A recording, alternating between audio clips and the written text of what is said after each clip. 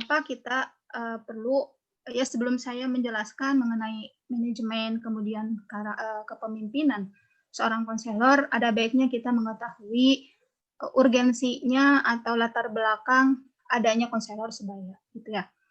Layanan konseling sebaya khususnya yang berkarakter diperlukan karena mahasiswa mengalami perubahan berbagai aspek kehidupan. Misalkan hal ini dipengaruhi oleh longgarnya norma yang ada di masyarakat, kemudian teknologi dan informasi yang menyebabkan manusia itu mengalami perubahan atau mahasiswa mengalami perubahan.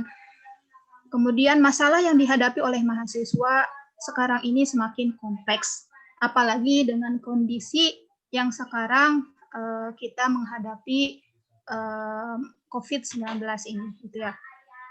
Sehingga kondisi ini menuntut semakin eksis dan profesionalnya seorang konselor sebaya.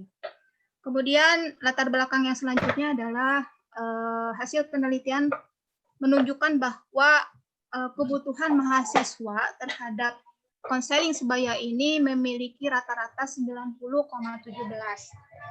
Ini menunjukkan bahwa kebutuhan mahasiswa terhadap konseling sebaya memiliki kategori yang tinggi.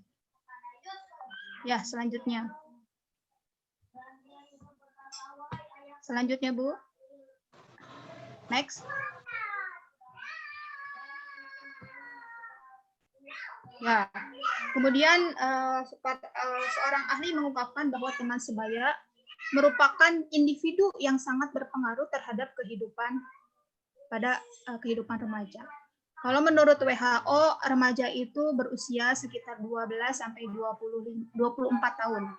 Berarti ada sekitar di tingkat semester pertama atau tingkat pertama sampai tingkat kelima atau ketujuh ya, bisa ya, antara 24 tahun.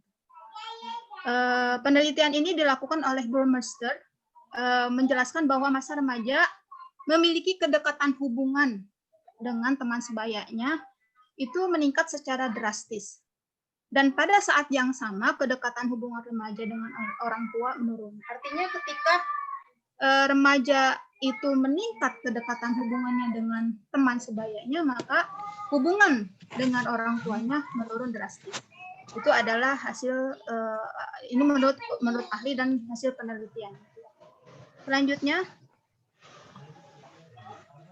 ini Bu, belum Bu? Ya, belum. Belum, Bu. Balik lagi.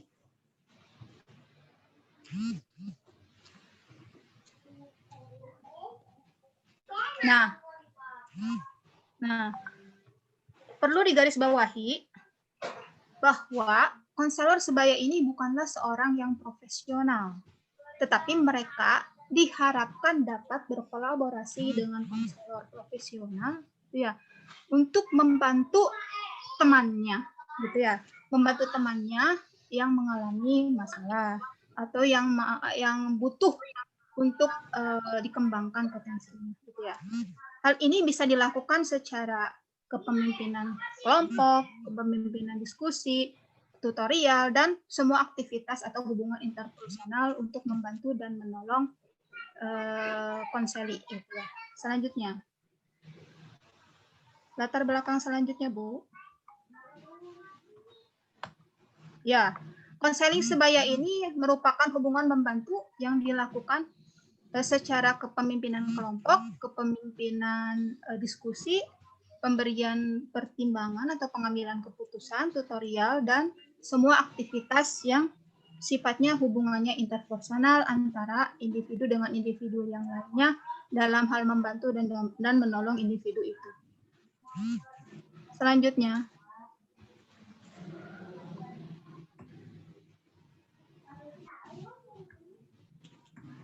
ya, bimbingan konseling sangat membantu dalam lancarnya proses belajar mengajar di lembaga pendidikan. Mengapa? Karena BK atau bimbingan konseling gitu ya, yang sering kita kenal dengan bimbingan BBK gitu ya, kita singkat dengan nama BK, merupakan salah satu wadah untuk membantu mahasiswa mengatasi problematika sehingga ia dapat mengembangkan potensi yang dimilikinya secara optimal. Itu ya yang menjadi latar belakang kenapa adanya konseling, sebaya, dan bimbingan konseling ini apa sih tujuannya gitu ya. Ada di lembaga kita, khususnya di Fakultas Tarbiyah. Selanjutnya. Aku teh gak ngerti, tadi teh aku mah dengarnya si Bapak teh nanti yang kelompok 13 mengumpulkan semua makalah kemudian dijadikan bahan ajar. Memerlukan manajemen? Ada yang tahu mungkin di sini? Nah, sebelum Ibu jawab, lebih baik kita mengetahui apa itu manajemen. Kalau dari jurusan MPI mungkin tahu ya apa itu manajemen? Ada yang tahu apa itu manajemen? Manajemen apa? Halo? Ada mahasiswa MPI? Ada yang tahu apa itu manajemen? Mengatur, mengelola. Ya, mengatur, mengelola. Apalagi? Proses perencanaan, organisasian. Ya, betul. Perencanaan, pengorganisasian. Ada pelaksanaan, actuating. Kemudian apalagi? Ada Controlling. Ya, koordinasi. Ya, betul. Jadi ada fungsi-fungsi manajemen di dalamnya, yaitu planning gitu ya, atau perencanaan, kemudian ada pengorganisasian, selanjutnya ada pelaksanaan, dan ada controlling atau pengawasan. Gitu ya. Selanjutnya Bu, next. Silahkan Bu.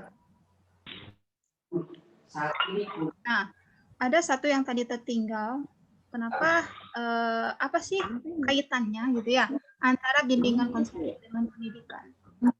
Ya, pendidikan yang bermutu, efektif atau ideal itu manakala mengintegrasikan atau mensinergikan antara bidang administratif dan kepemimpinan, pengembangan diri atau bimbingan konseling, dan instruksional atau promosi.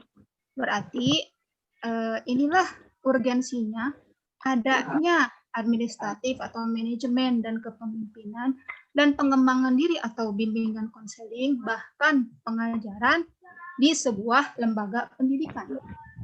Sehingga tentunya sebuah lembaga pendidikan manakala hanya mengurusi masalah instruksional saja atau pengajaran tanpa adanya administratif atau kepemimpinan dan tanpa adanya bimbingan konseling, maka belum dikatakan bahwa pendidikan tersebut adalah efektif atau bermutu dan ideal. Itu ya kesimpulan dari slide ini. Selanjutnya Bu. Nah, tadi sudah dijelaskan oleh teman-teman bahwa manajemen itu adalah mengelola, mengatur gitu ya. Yang di dalamnya ada perencanaan, pengorganisasian, ada menggerakkan atau melaksanakan sehingga seluruh tindakannya tindakannya tersebut mencapai tujuan bersama gitu ya, mencapai target yang sudah dicanangkan atau sudah direncanakan gitu ya. Itu menurut George Terry. Kemudian menurut ahli lain, manajemen adalah adanya proses perencanaan, adanya proses organisasi, adanya koordinasi, kemudian agar apa? Agar tujuan bersama tercapai secara efektif dan efisien. Efektif ini disebut efektif manakala tujuan itu tercapai sesuai rencana, dan dikatakan efisien manakala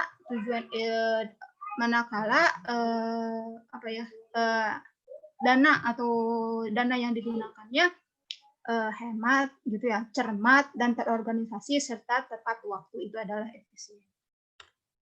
Kemudian manajemen sebagai keahlian dalam membangkitkan orang lain untuk melakukan sesuatu. Jadi manajemen itu adalah sebuah seni, sebuah keahlian yang harus dimiliki oleh seseorang, khususnya seorang pemimpin gitu ya, atau seseorang gitu ya, itu harus dimiliki oleh seseorang agar keahlian manajemen juga dimiliki oleh seseorang itu baik dalam organisasi maupun dalam kelompok. Lanjutkan Bu. Nah, unsur-unsur manajemen.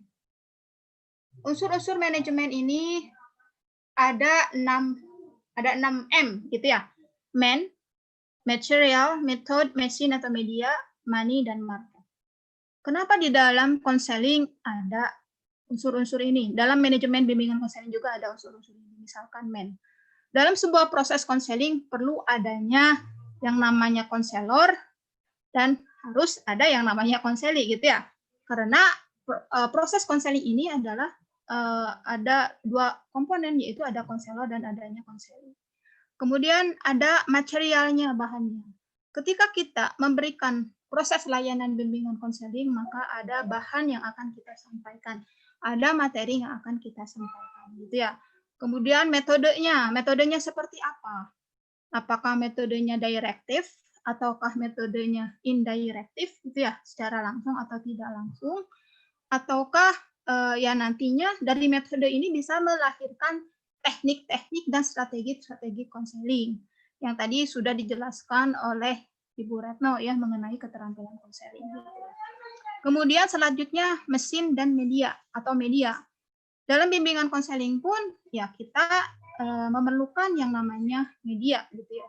Media agar proses konseling ini berjalan dengan lancar dan sesuai dengan apa yang direncanakan sebelumnya. Gitu. Kemudian money di sini ketika seorang guru BK atau seorang konselor melakukan program bimbingan konselingnya, maka tentunya membutuhkan biaya, begitu kan ya? Biaya atau dana agar proses bimbingan konseling ini berjalan dengan lancar. Gitu. Selanjutnya market. Market ini sasarannya siapa? Kalau di sekolah bimbingan konseling ini sasarannya siapa sih? Tentunya adalah siswa atau peserta didik gitu ya. Kalau di perkuliahan marketnya siapa sih? Kalau adanya unit BK ini, unit BKM ini siapa sih yang menjadi marketnya? Marketnya itu adalah mahasiswa gitu kan ya. Itu yang menjadi unsur-unsur dalam manajemen. Tentunya ke-6M ini menuju kepada tujuan bersama sesuai dengan tadi pengertian dari manajemen. Selanjutnya, ya. Nah, apa sih manajemen dalam bimbingan konseling? Manajemen bimbingan konseling merupakan jiwa dalam mencapai tujuan bersama. Jadi, manajemen BK ini merupakan jiwanya dalam mencapai tujuan bersama antara konselor dengan konseli. Sehingga dengan hal ini pentinglah gitu ya, proses konseling ini di-manage gitu ya. Selanjutnya, manajemen BK merupakan proses khas yang terdiri dari tindakan-tindakan. Tadi sudah dijelaskan bahwa manajemen dalam bimbingan konseling itu tentunya ada proses tindakan yang diawali dari planning, kemudian organizing, kemudian actuating, dan controlling. Ya. Selanjutnya, nah, fungsi dan sistem manajemen BK. Kalau menurut George Terry itu kan tadi POAC, planning, organizing, actuating, and controlling. Kalau planning ini adalah penetapan dan langkah-langkah untuk melaksanakan sesuatu atau kita merencanakan sesuatu, gitu kan ya. Kemudian kalau organizing ini adalah jembatan perencanaan dan pelaksanaan. Ini merupakan jembatan antara planning dengan actuating. Kalau organizing, kita menentukan siapa saja yang akan atau yang namanya atau kata lainnya itu adalah stepping gitu ya. Siapa saja yang akan dilibatkan di dalam kegiatan ini, itu organizing ya. Kalau actuating itu adalah pengerahan dan memberikan stimulus dalam pelaksanaan. Jadi ini melaksanakan rencana sesuai dengan tadi jabatan-jabatan atau sesuai dengan staf-staf yang dilibatkan. Itu adalah actuating. Kemudian controlling di sini adanya proses evaluasi, adanya pengawasan terhadap pelaksanaan, apakah pelaksanaannya sudah sesuaikah dengan yang direncanakan ataukah masih ada kekurangan gitu ya. Ketika misalkan seorang konselor melakukan proses konselingnya kepada konseli, apakah sudah sesuai, kita evaluasi apakah sudah sesuai dari segi metodenya bagaimana, apakah hasilnya sesuai dengan apa yang direncanakan ataukah masih ada kekurangan ataukah masih belum ada perubahan dari diri individu konselinya. Maka ini yang namanya controlling ya. Selanjutnya, nah ini ada ayat atau hadis tentang manajemen. Ada di surat Asy-Sajdah ayat 5. Allah berfirman bahwa Dia mengatur urusan dari langit dan bumi, dan urusan itu naik kepadanya dalam satu kadarnya, yaitu 1000 tahun menurut perhitungan kalian. Ini tentang manajemen. Jadi kan bumi ini pun diatur oleh yang maha pengatur, yaitu siapa? Allah Subhanahu wa Ta'ala. Sehingga implikasi dari ayat ini bagaimana kita sebagai manusia yang diberikan tugas menjadi khalifah bisa mengatur bumi ini sesuai dengan kehendak Allah Subhanahu wa Ta'ala. Gitu ya. Selanjutnya hadis tentang manajemen, ini salah satunya hadis tentang at-takhtit atau perencanaan. Sabda Nabi SAW yang artinya sesungguhnya Allah sangat mencintai jika seseorang itu melakukan suatu pekerjaan dilakukan dengan itqan. Apa itu itqan? Tepat, terarah, jelas, dan tuntas. Itu hadis riwayat Tabrani. Gitu ya. Terus ada sebuah pepatah ya, kalau kita tidak merencanakan sesuatu berarti kita sudah merencanakan sebuah kegagalan. Maka mulai dari sekarang, mari kita merencanakan sesuatu, meniatkan sesuatu, apalagi meniatkan suatu kebaikan. Gitu ya. Itu yang tentang hadis manajemen atau at-takhtit perencanaan. Next, Bu. Selanjutnya, ini ada hadis tentang kepemimpinan. Pernah mendengar mungkin ya hadis yang diriwayatkan oleh Al-Bukhari dari Umar tentang kepemimpinan. Kalau tadi kita sudah menjelaskan tentang manajemen, ini kita akan menjelaskan tentang kepemimpinan. Bahwa setiap kalian itu adalah pemimpin. Kullu ra'in wa kullu mas'ulun an ra'iyatihi, gitu ya. Jadi setiap kalian itu adalah pemimpin dan setiap kalian bertanggung jawab terhadap apa yang dipimpinnya. Misalkan seorang pemimpin itu adalah pengasuh atas rakyatnya. Seorang lelaki atau suami itu adalah pengasuh atau pemimpin keluarganya. Dan dia bertanggung jawab atas apa yang dipimpinnya atau apa yang diasuhnya. Seorang istri, dia adalah pengasuh rumah suaminya, gitu ya. Dan bertanggung jawab terhadap apa yang diasuhnya atau apa yang dipimpinnya. Kemudian pembantu atau asisten rumah tangga, dia pengasuh atas harta milik majikannya dan bertanggung jawab terhadap asuhannya atau apa yang dipimpinnya. Jadi sebetulnya pada diri setiap individu itu ada naluri menjadi atau ada jiwa pemimpin. Karena kita karena kita pada dasarnya itu adalah seorang pemimpin. Minimal pemimpin bagi diri kita sendiri. Selanjutnya, nah, apa itu kepemimpinan? Nah, pemimpin itu berasal dari kata dasar pimpin atau lead. Berarti bimbingan, tuntunan, begitu di dalam terdapat dua pihak. Dua pihak yang dipimpin atau yang memimpin, gitu ya. Ada dua pihak, itu yang dipimpin dan yang memimpin yaitu pemimpin, gitu ya. Kalau kepemimpinan atau leadership artinya kemampuan atau kepribadian seseorang dalam memengaruhi serta membujuk pihak lain agar melakukan tindakan pencapaian tujuan bersama. Sehingga jadi kepemimpinan itu adalah kemampuan individu, gitu ya, dan kepribadian individu dalam rangka mengarahkan atau mempengaruhi orang lain agar ia bisa melakukan aktivitas atau kegiatan untuk mencapai tujuan bersama. Itu adalah kepemimpinan. Kemudian kepemimpinan tidak lain merupakan kesiapan dalam bentuk kemampuan seseorang untuk memberikan bimbingan. Jadi kepemimpinan ini adalah salah satu kemampuan, salah satu keterampilan individu dalam memberikan bimbingan, mengatur dan menguasai orang lain agar mereka berbuat sesuatu, siap dan mampu menjadi pemimpin yang bisa memainkan peranannya sebagai, baik itu sebagai konselor, baik itu sebagai pembimbing, baik itu sebagai guru ketika dia di kelas, gitu ya, dan pembagi membagi penjelasan tentang kepentingannya, minatnya, kemauannya, tujuan yang ingin dicapai oleh setiap individu, baik dalam individu itu sendiri, oleh individu itu sendiri maupun oleh sekelompok individu, gitu ya, di dalam sebuah kelompok. Selanjutnya, nah, Kalau Hewson mendefinisikan bahwa kepemimpinan itu di dalamnya ada nilai-nilai, ada aturan, ada visi yang jelas, ada tujuan yang jelas yang harus dimiliki oleh yang manakala seseorang itu harus memiliki seperangkat keterampilan individu dan kesadaran terhadap apa yang dikerjakannya, apa yang tidak akan dikerjakannya, gitu kan ya. Itu kepemimpinan menurut Hewson. Sedangkan menurut Sleiman bahwa kepemimpinan itu merupakan salah satu bagian kekuatan karakter atau karakter strength gitu ya. Orang yang memiliki jiwa leadership atau jiwa kepemimpinan berarti dia memiliki kekuatan karakter gitu ya.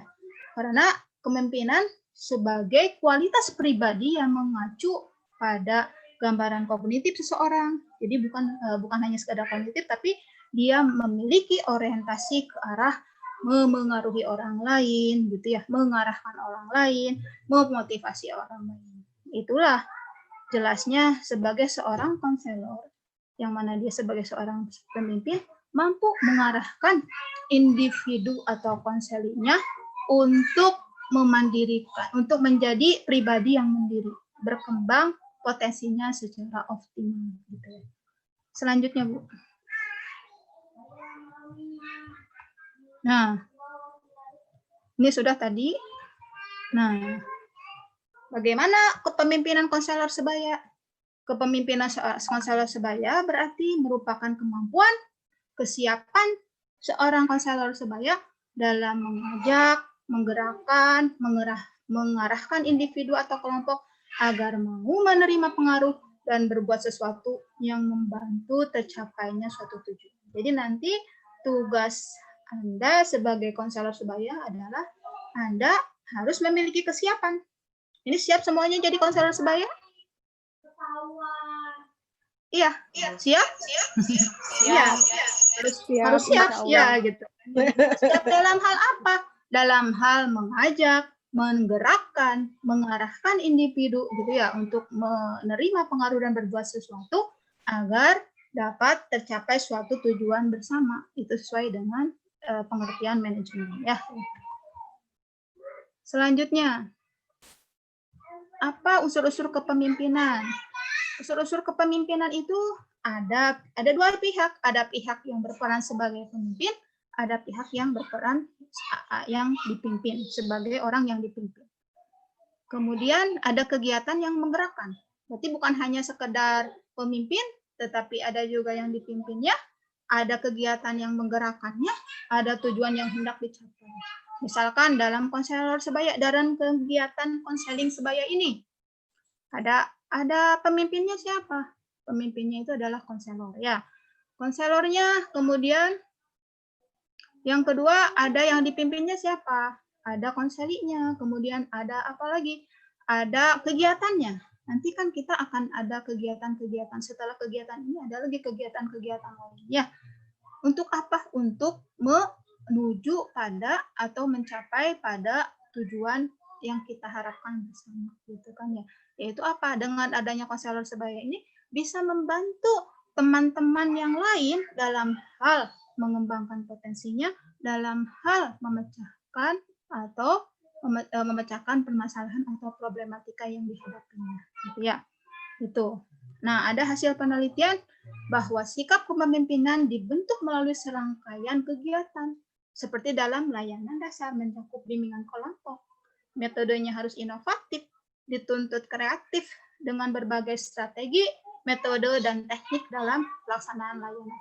Mudah-mudahan tadi apa yang kalian dapatkan dari materi sebelumnya itu menjadi bekal buat Anda melaksanakan proses konseling. Gitu ya, setidaknya tahu bagaimana keterampilan yang harus dimiliki oleh seorang konselor dalam memberikan layanan bimbingan konseling. Gitu ya. Sehingga di hasil penelitian tersebut dijelaskan bahwa kepemimpinan konselor, yakni konselor yang berinovatif dalam menggunakan strategi, itu harus berinovasi dalam menggunakan strategi. Jadi kita dituntut untuk kreatif, gitu ya, kreatif, berinovatif dalam menggunakan strategi, metode, teknik, dan pendekatan konseling dalam melaksanakan layanan bimbingan konseling. Selanjutnya, nah, fungsi kepemimpinan. Fungsi kepemimpinan ini ada dua hal, yaitu fungsi yang berhubungan dengan pelaksanaan itu sendiri, kemudian fungsi yang berhubungan dengan pemecahan masalahnya, dan yang kedua adalah fungsi pemeliharaan kelompok dan sosial. Mudah-mudahan dengan adanya kepemimpinan ini, bagaimana kelompok atau sosial bisa terpelihara dengan baik, gitu kan ya. Kemudian pemecahan masalah pun bisa tersolusikan dengan baik, begitu. Selanjutnya, fungsi kepemimpinan dalam manajemen BK adalah merealisasikan prinsip-prinsip manajemen dalam tugas kepemimpinannya bagi organisasi, dan yang kedua, mentransfer prinsip-prinsip kepemimpinannya baik bagi dirinya dan bagi konselor, gitu ya. Artinya dengan fungsi ini seorang konselor diharapkan bisa mentransfer prinsip-prinsip kepemimpinannya baik itu bagi dirinya sendiri, tapi bukan hanya sekedar untuk dirinya sendiri, tapi bagaimana dia bisa mentransfer prinsip-prinsip kepemimpinannya, prinsip-prinsip manajemennya untuk konseli atau untuk orang lain pada umumnya. Selanjutnya, nah, seorang konselor seharusnya memiliki kompetensi dan keterampilan konseptual dalam hal hubungan dengan manusia. Kan tadi sudah dipelajari bersama ya tentang bagaimana ya keterampilan konseling, bagaimana attending tadi ya, bagaimana acceptance gitu ya. Itu bagaimana ketika kita akan membantu konseli kita gitu kan, itu sudah kita pelajari tadi. Ya, selanjutnya Bu. Nah, bagaimanakah sikap kepemimpinan seorang konselor sebaya? Tadi sebetulnya ada yang kelewat Bu tadi Bu. Nah,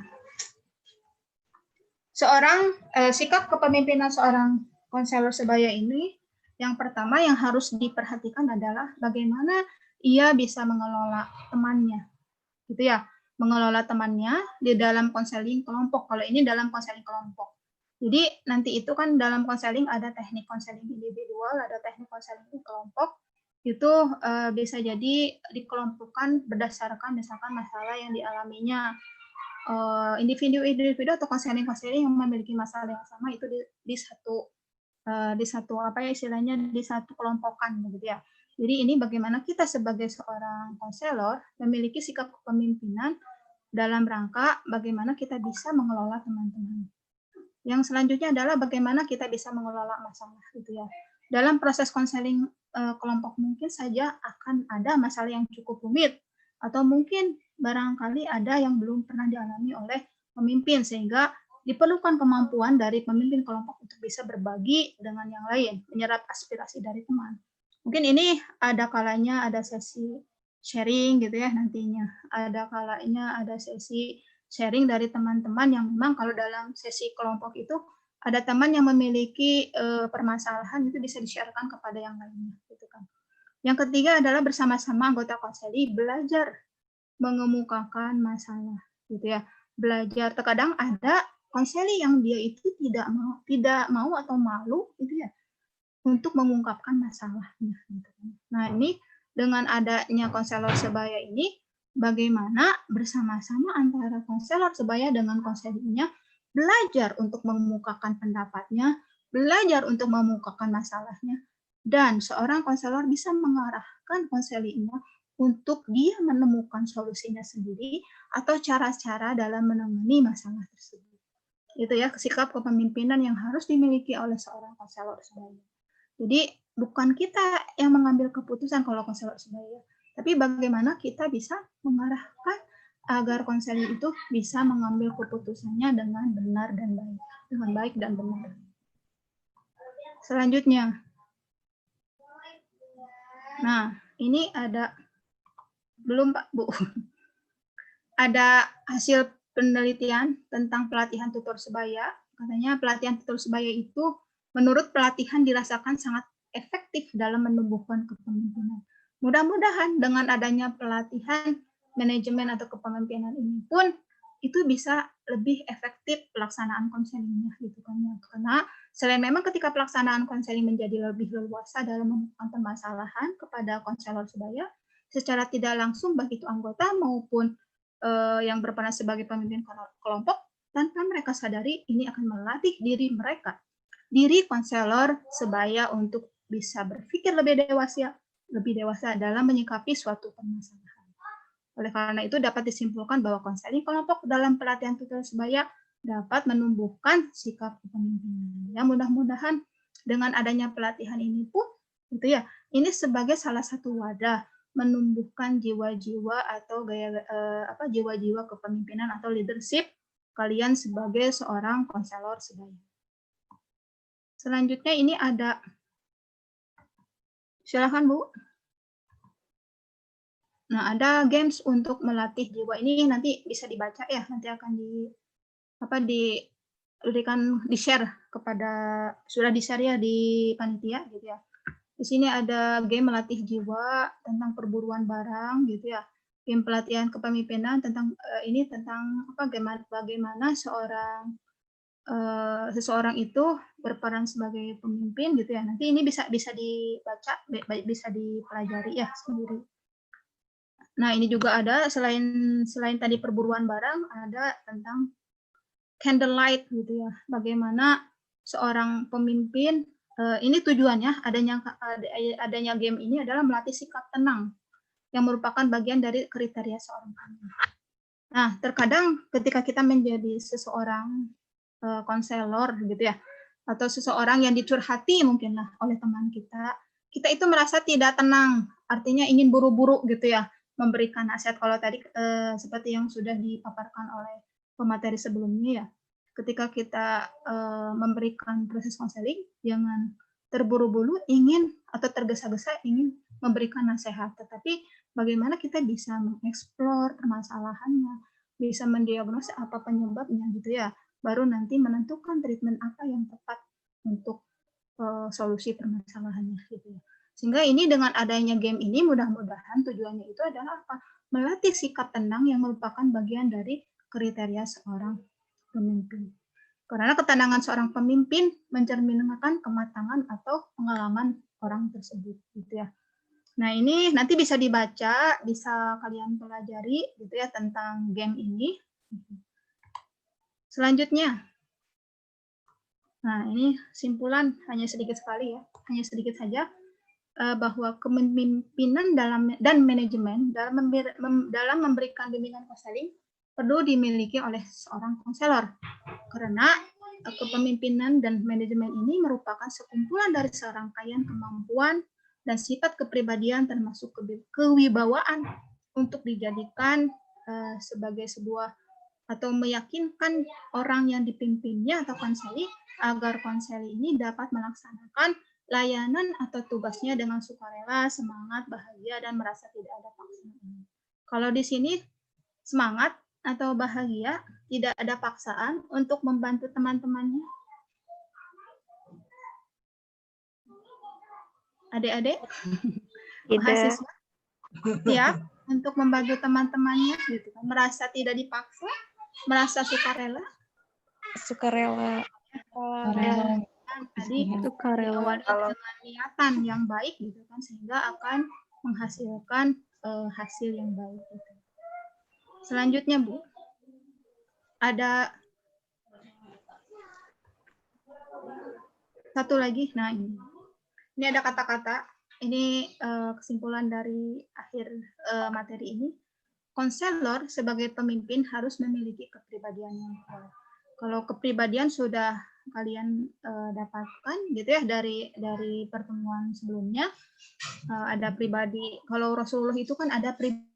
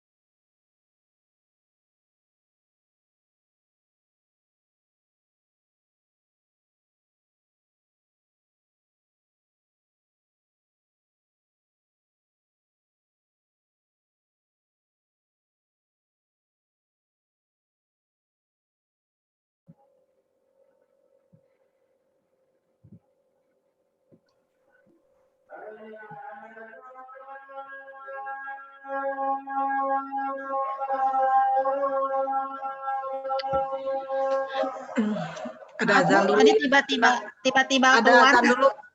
Oh, Oh iya, silakan. Ya, mangga, Bu.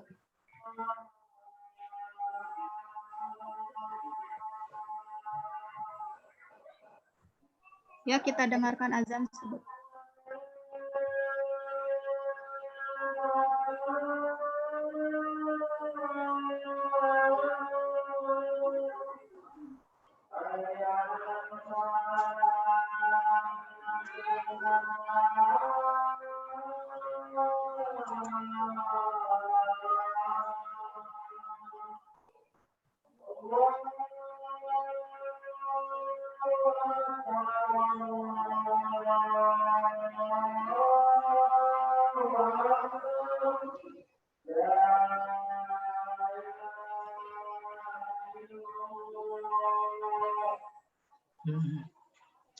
dilanjut Bu Neng, mangga. Oh, udah. Ya, tadi ya bahwa seorang pemimpin, bahwa setiap ucapannya dia upayakan mengandung hikmah kebenaran dan kebaikan. Dia tidak pernah meremehkan waktu. Dia memanage waktu dan dirinya dengan baik sehingga berimplikasi pada manajemen hidupnya yang baik gitu ya. Jadi diawali dari bagaimana kita bisa memanage yang kecil-kecilnya dan itu akan berimplikasi pada hal yang besar gitu ya.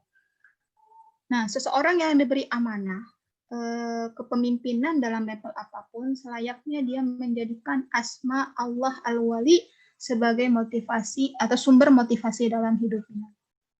Penuntun dalam setiap langkahnya dan pemandu dalam melaksanakan kewajibannya sebagai pemimpin.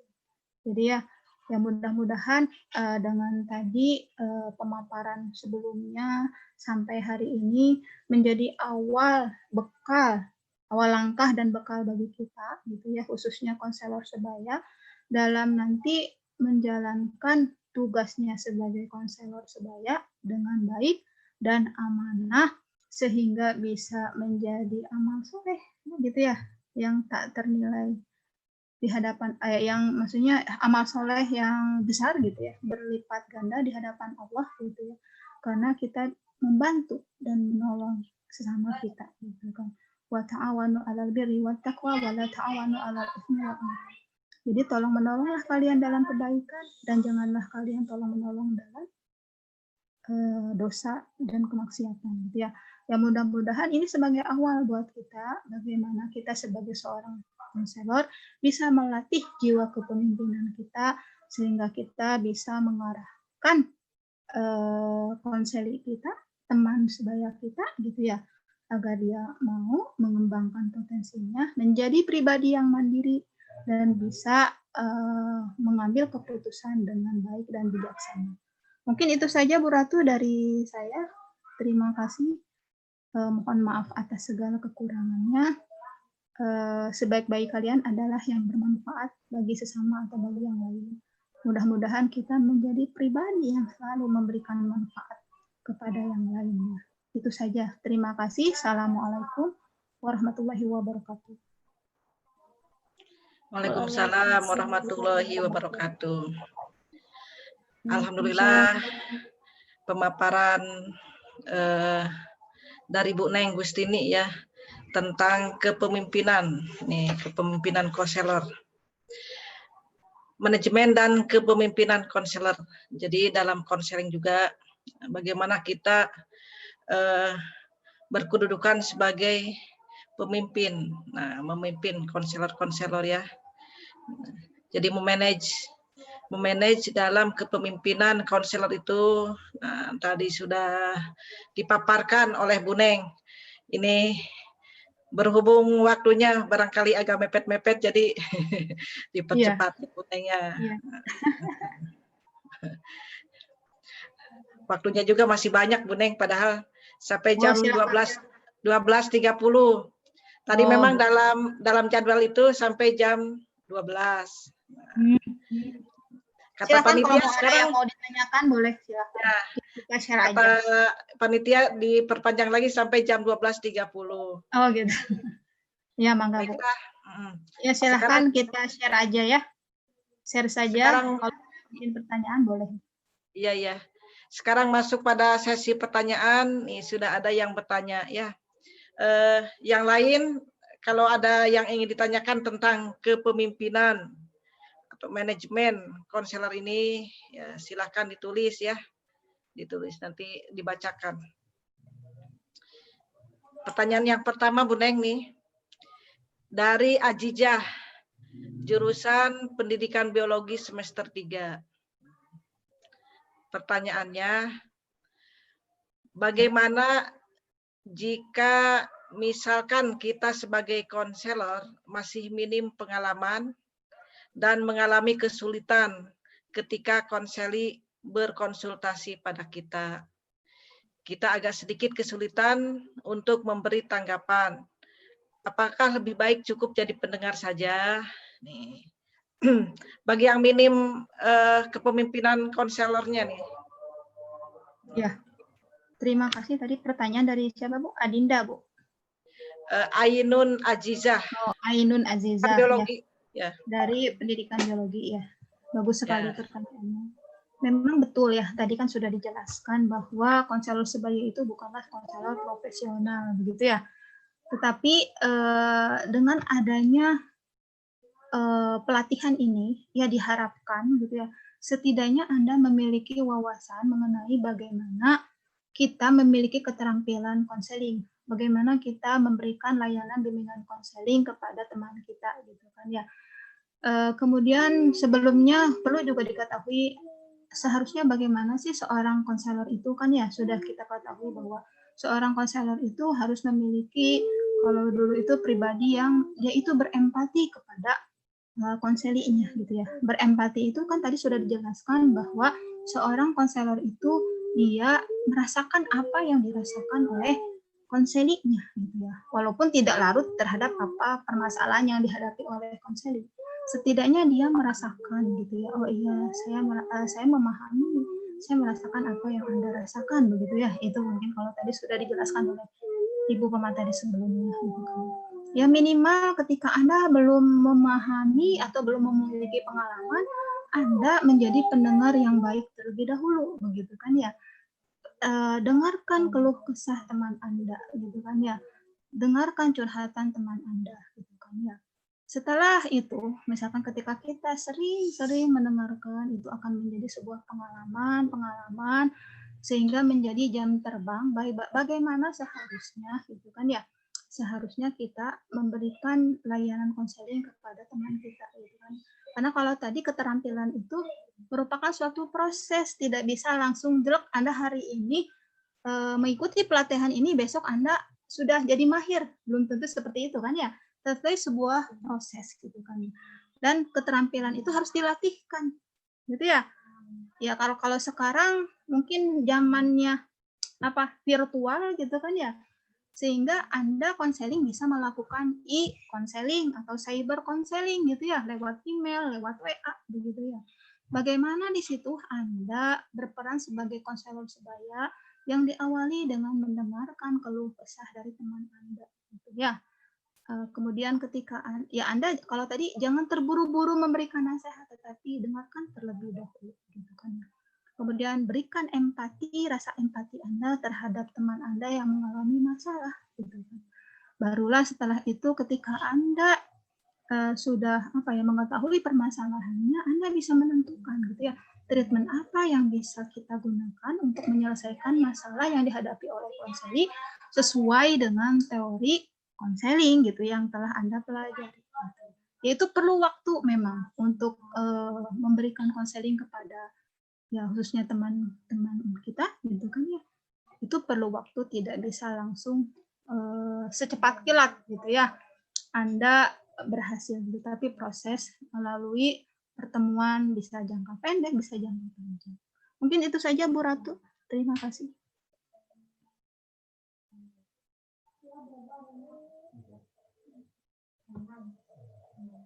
Suaranya Bu Ratu. Suaranya Terima kasih tidak. atas jawabannya, Bu Neng. Mudah-mudahan Neng Ainun Ajizah nih dari Pendidikan Biologi semester 3 dapat memahaminya dan kita semua ya. Jadi tentang pemimpin, kepemimpinan dalam konseling ini bagaimana? Silakan, bagaimana, barangkali ada yang mau langsung bertanya di sini. Silakan, ada yang mau bertanya lagi? Ada pertanyaan? Sudah pada ngerti ya? Ngerti atau masih pusing? Masih liar kayaknya ya, pusing tadi baca-baca. Baca-baca. Jadi kalau pemimpin itu, kita semua manusia ini adalah pemimpin ya. Kulukum ra'in. Kulukum ra'in. Jadi setiap manusia adalah pemimpin. Nanti wakulukum an ra'yatihi. Mas'ulun an ra'yatihi. Ya. Jadi nanti pemimpin itu akan dipertanggungjawabkan ya. Kita sebagai pemimpin manusia dimanapun sebagai pemimpin. Kalau nih AA Aldiwan nanti kalau sudah menikah nih jadi kepala rumah tangga. Ini jadi pemimpin dalam keluarga ya. Ya, ini Bu ada tambahan Bu, boleh Bu? Oh iya, mangga. Setiap pemimpin atau seorang konselor ketika manakala dia menjadi pemimpin, mungkin antara satu konselor dengan konselor yang lainnya memiliki gaya memimpin yang berbeda-beda ya gitu. Ya, gaya memimpin itu artinya pola tingkah laku atau pola tindak seseorang pemimpin dalam memimpin yang dipimpinnya gitu ya, yang dipimpinnya. Kalau dalam hal ini ketika seorang konselor artinya gaya konselor dalam memberikan proses konseling kepada konselinya itu pasti berbeda-beda sesuai dengan gayanya gitu ya. Nah, dengan kata lain bahwa seorang konselor itu bisa menerapkan metode konselingnya itu sesuai dengan kondisi konseli yang dihadapinya gitu ya. Karena tadi setiap individu itu adalah unik. Kita tidak bisa menyamaratakan antara satu konseli dengan konseli yang lainnya. Begitupun antara satu konselor dan konselor yang lainnya, mungkinnya gayanya berbeda. Gitu. Tetapi tadi yang harus kita pahami bahwa setiap konselor itu harus memiliki tadi jiwa empati, begitu ya. Kemudian dia itu harus bagaimana bisa bersikap karismatik, berwibawa, menjadi teladan buat konselinya, begitu ya. Kalau tadi ada pertanyaan, ya terkadang ketika kita jadi konselor ada masalah pribadi terbawa-bawa dalam proses konseling. Nah, seharusnya bagaimana ketika dia memposisikan sebagai seorang pemimpin, gitu ya, ketika bermasalah dirinya itu bisa mengendalikan dirinya, bisa mengendalikan emosinya sehingga tidak terbawa-bawa dalam proses konseling. Bisa memilah-milah begitu ya Bu ya, bisa menempatkan, bisa adil terhadap dirinya. Manakala dia juga bisa istilahnya memberikan solusi untuk dirinya, juga bisa memberikan solusi untuk orang lain. Yaitu kelebihannya seorang konselor gitu kan. Jadi bukan hanya dirinya yang misalkan dia memang betul setiap individu pasti memiliki masalah. Itu tidak Bu. Pasti memiliki masalah ya gitu. Tapi alangkah lebih hebatnya gitu ya ketika kita bukan hanya sekedar bisa membantu untuk menyelesaikan masalah diri kita, tetapi bagaimana kita juga bisa membantu menyelesaikan masalah orang lain. Gitu ya. Jadi itu menjadi amal soleh buat kita. Gitu ya, bukan hanya sekedar kita menyelesaikan masalah kita, tetapi bagaimana kita bisa membantu orang lain untuk menemukan solusi permasalahan yang dialaminya. Itu saja Bu yang bisa saya tambahkan. Terima kasih. Ya, terima kasih atas jawabannya Bu Neng. Nih. Jadi sebagai pemimpin itu dalam konseling ya. Nah, kepemimpinan dalam konseling itu sebagaimana dengan yang lain juga gayanya mempunyai gaya-gaya yang berbeda. Ini Ananda semua ini di sini sebagai diproyeksikan sebagai pemimpin-pemimpin ya bagi teman-temannya. Gitu. Ya mudah-mudahan kita bisa memberikan manfaat ya bagi teman-teman yang membutuhkan apa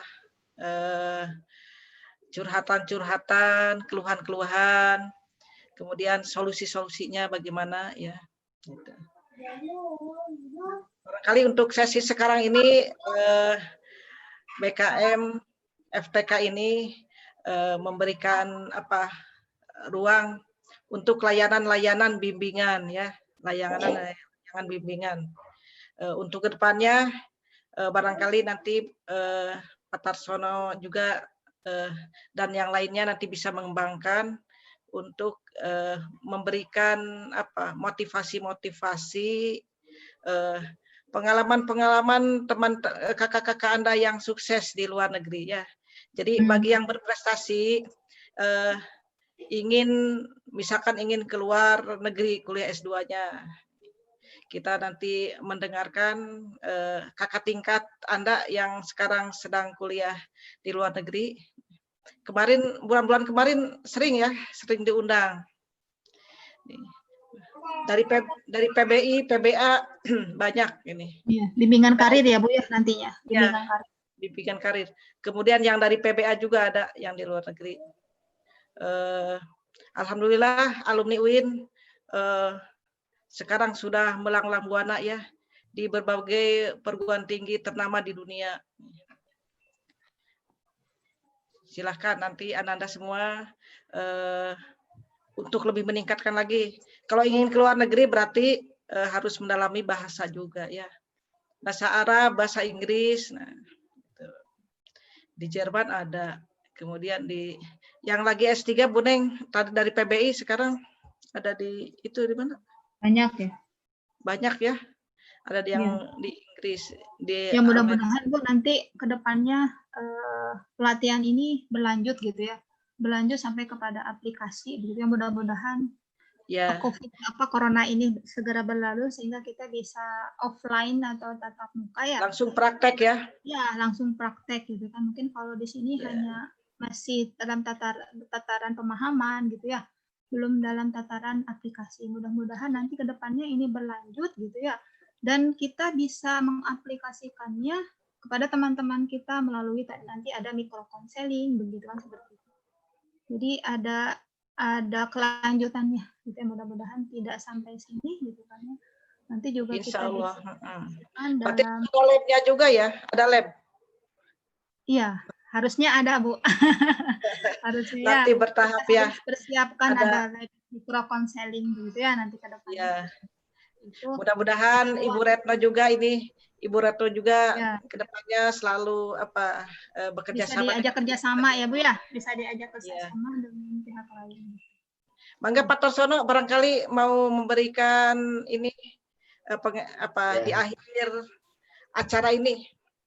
Ya, baik terima kasih Bu Dr. Hajah Ratu Sundria, Ibu Neng Gustini MPD MAG yang telah tadi sudah menyampaikan materinya ya tentang manajemen dan keterampilan konselor. Subhanallah ya, luar biasa. Respon mahasiswa juga sangat luar biasa, begitu antusias. Sahabat BKM yang Bapak banggakan, alhamdulillah kegiatan demi kegiatan untuk pelatihan peer counselor ini sudah berakhir untuk hari ini. Dari mulai kemarin tanggal 28 ya bulan September sampai sekarang tanggal 29 bulan September. Ada beberapa hal yang ingin Bapak sampaikan. Yang pertama, program ini adalah program awal terkait dengan pembibitan calon seorang konselor. Oleh karena itu, tadi saya sudah kontak dengan Ibu Dr. Retno Triarestuti. Beliau itu kebetulan juga ketua jurusan ya dari jurusan bimbingan dan konseling di UNESA, Universitas Negeri Surabaya yang dulunya IKIP Surabaya.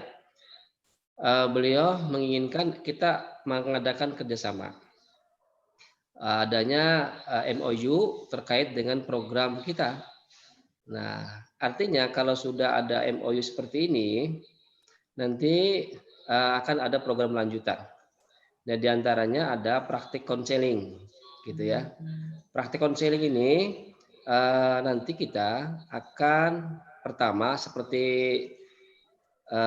kalau dalam proses pembelajaran peer teaching begitu ya.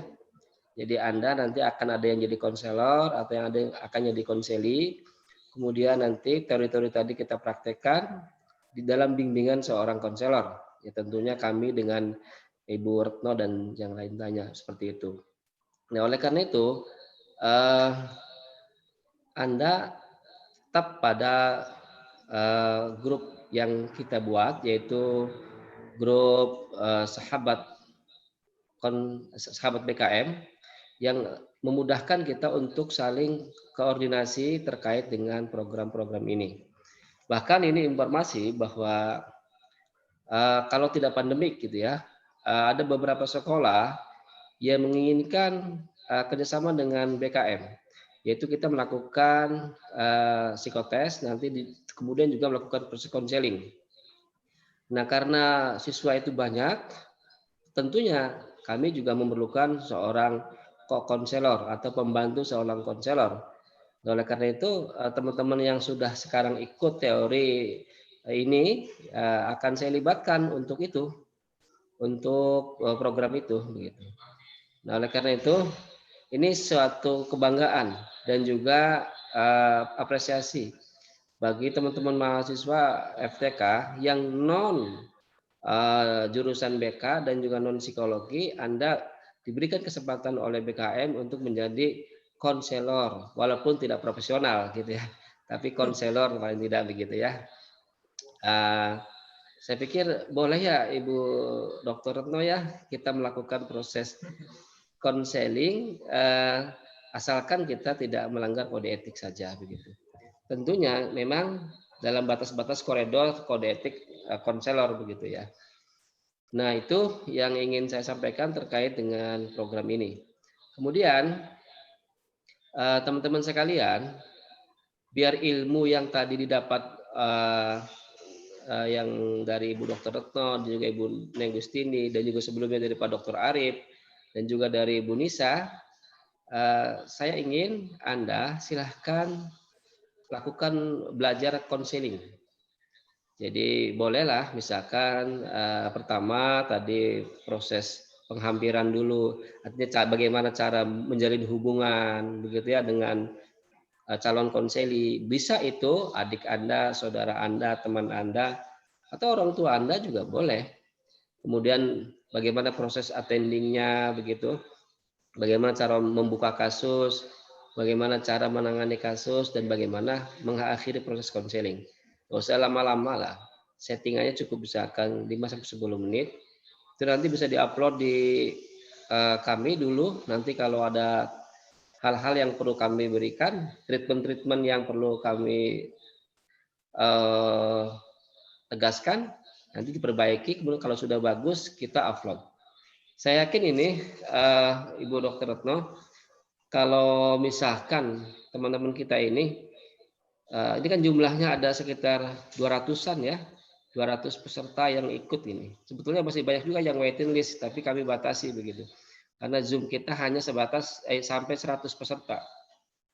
Kalau masing-masing peserta itu mengupload proses konseling, kemudian di follower oleh sejumlah mahasiswa tarbiyah, ini mahasiswa tarbiyah itu satu angkatan 1000 ya. Kalau 4 angkatan 4000 itu luar biasa gitu ya. Subscribernya banyak sekali. Nah, karena itu intinya adalah Anda sudah bersyukur mendapatkan ilmu dari program ini, kemudian Anda harus punya niat untuk amar ma'ruf nahi munkar, atau Anda memberikan kebaikan kepada orang lain, sehingga ada ada konsep khairun nas anfa'uhum linnas begitu ya.